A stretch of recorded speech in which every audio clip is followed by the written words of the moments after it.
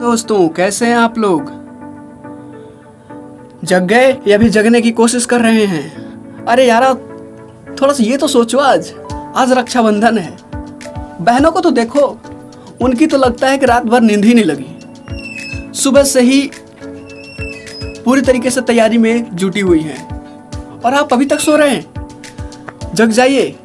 And एक बार और से आपको गुड मॉर्निंग मेरे दोस्तों। दूसरी चीज, आप सभी को आज रक्षाबंधन की हार्दिक शुभकामनाएं। आपका ये पर्व मंगलमय हो, इसकी मैं कामना करता हूं। दोस्तों, आज रक्षाबंधन है और आज मैं आपको कोई मोटिवेशनल कहानी सुनाने नहीं आया हूं।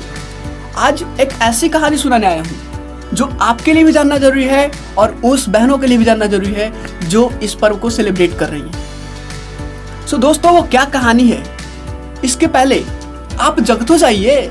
अभी तक सोए हुए यार, कमाल है मेरे सिरे। अरे यार, जग जाओ। गुड मॉर्निंग दोस्तों। ये राखी का पर्व कब शुरू हुआ ये कोई नहीं जानता, लेकिन भविष्य पुराण में इसका वर्णन मिलता है। उसमें यह देखा गया है कि देव और दानवों में जब युद्ध हुआ तब दानव देव पर हावी हो रहे थे और इस पे इंद्र भगवान घबरा गए। भगवान इंद्र घबरा कर बृहस्पति के पास गए। वहां बैठी इंद्र की पत्नी इंद्राणी सब सुन रही थी। उन्होंने रेशम का धागा मंत्रों की शक्ति से पवित्र करके अपने पति के हाथ पर बांध दिया। संजोग से वह श्रावण मास का ही दिन था और वो आज का ही दिन था। लोगों का विश्वास है कि इंद्र इस लड़ाई में इसी धागे की मंत्र शक्ति से विजय हुए। इसी दिन से श्रावण मास के दिन को धागा बांधने की प्रथा चली आ रही है। यह धागा धन, शक्ति, हर्ष और विजय देने में पूरी तरह समर्थ माना जाता है। इसके साथ साथ इतिहास में भी बहुत सारी कहानी इससे रिलेटेड है। जैसे कि इतिहास में कृष्ण और द्रौपदी की कहानी प्रसिद्ध है। इसमें युद्ध के समय श्री कृष्ण की उंगली घायल हो गई थी। याद होगा आपको, जब वो एक असुर का वध कर रहे थे तो उनके अपने ही सुदर्शन चक्र से उनकी उंगली कट गई, जिसकी वजह से उनका उंगली लहूलुहान हो गया। तो इस पर द्रौपदी ने अपनी साड़ी की एक पल्लू से थोड़ा सा टुकड़ा फाड़कर उनके उंगली को बांध दिया और इस उपकार के बदले श्री कृष्ण ने द्रौपदी को किसी भी संकट में सहायता करने का वचन दे डाला। स्कंद पुराण, पद्म पुराण, श्रीमद् भागवत में वामनावतार नामक कथा में रक्षाबंधन का प्रसंग मिलता है। कथा कुछ इस प्रकार है। धनवेंद्र राजा बलि ने जब 100 यज्ञ पूर्ण कर स्वर्ग का राज्य छीनने का प्रयत्न किया तो इंद्र आदि देवताओं ने भगवान विष्णु के प्रार्थना के लिए चले गए।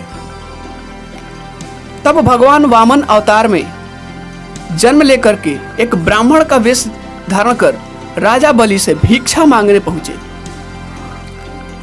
गुरु के मना करने पर भी बलि ने 3 पग भूमि दान कर दी। भगवान ने 3 पग में सारा आकाश और पाताल, धरती सारा चीज नाप कर राजा बलि को रसातल में भेज दिया। इस प्रकार भगवान विष्णु द्वारा बलि के अभिमान को चकनाचूर कर देने के कारण यह त्योहार बलि नाम से भी प्रसिद्ध है। कहते हैं एक बार बाली रसातल में चला गया, तब बाली ने अपनी भक्ति के बल से भगवान को रात दिन अपने सामने रहने का वचन ले लिया। भगवान के घर न लौटने से परेशान लक्ष्मी जी को नारद जी ने एक उपाय बताया। इस उपाय का पालन करते हुए लक्ष्मी जी ने राजा बलि के पास जाकर उसे रक्षाबंधन बांधकर अपना भाई बनाया और अपने भगवान यानी अपने पति को बलि की चंगुल से मुक्त कराई। उस दिन श्रावण मास का यही पूर्णिमा की तिथि थी। विष्णु पुराण में भी यह प्रसंग कहा गया है कि श्रावण की पूर्णिमा के दिन भगवान विष्णु ने हयग्रीव के रूप में अवतार लेकर वेदों को ब्रह्मा के लिए फिर से प्राप्त किया था। हयग्रीव को विद्या और बुद्धि का प्रतीक माना जाता है। तो दोस्तों, ऐसी कहानियां बहुत सारी मिलती है। रानी कर्णावती और हुमायूं की कहानी तो सुना ही होगा, और ऐसी न जाने कितनी कहानियां हैं इससे जुड़ी हुई। और ये आज भाई बहनों का पर्व बन गया, और इतना अच्छा लगता है दोस्त जब बहन भाई को रक्षाबंधन बांधती है। वो सूत्र, वो रेशम के धागे इतना मजबूत होते हैं कि हमें हर्षोत्साहित कर देते हैं, उसको उल्लासित कर देते हैं, बहनों की चेहरों पे खुशी ला देते हैं, और न जाने कितनी जिंदगियों पे खुशी ला देते हैं। दोस्तों, मैं एक आपसे लास्ट में एक चीज कहना चाहूंगा।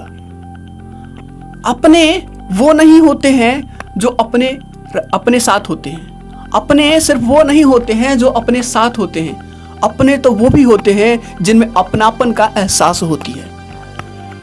ऐसा क्यों कह रहा हूं मैं, जरा गौर से सुनिएगा। बहन सिर्फ वो नहीं है जो हमारी माँ के द्वारा जन्म दी गई हो। बहन सिर्फ वो नहीं है जो हमारी माँ ने जन्म दिया हो, हमारे साथ खेली कूदी हो। बहन तो वो भी है जो दूसरे के घरों में पली बड़ी हो। भाई तो वो भी है जो दूसरे के घरों में पला पड़ा हो। अगर देर है, अगर समझने की फेर है और सोचने की फेर है, तो नजरिए को, अगर नजरिए में अगर आपने मान लिया कि वो मेरी बहन है, तो आपको उसको हर कदम पे साथ देना होता है। आप एक बहुत बड़े बंधन में बंध जाते हो, और ये बंधन का नाम है प्रेम रूपी बंधन, सुरक्षा रूपी बंधन। और इस दिन बहनें अपने भाई से सुरक्षा नामक कवच की मांग करती है। उसको आपको रुपए पैसों की जरूरत नहीं है, नहीं, बिल्कुल नहीं। उसको आपके घर मकान में हिस्से की जरूरत नहीं है, बिल्कुल भी नहीं है। उसको क्या चाहिए? सिर्फ उसकी सुरक्षा चाहिए।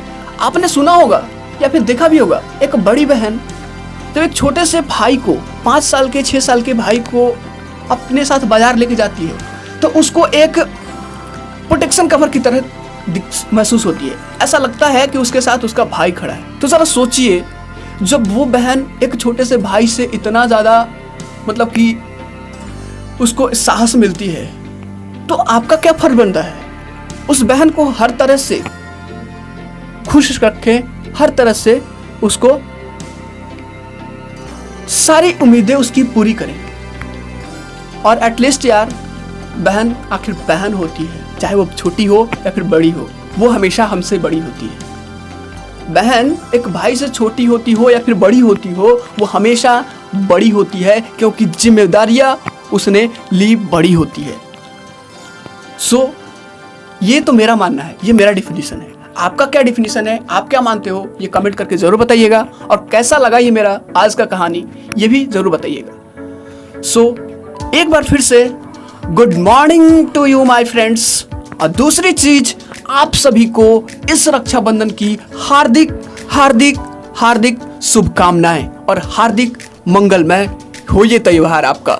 इसकी मैं कामना करता हूं। इसकी मेरी सारी फैमिली आपकी तहे दिल से शुक्रगुजार करती है। Thank you.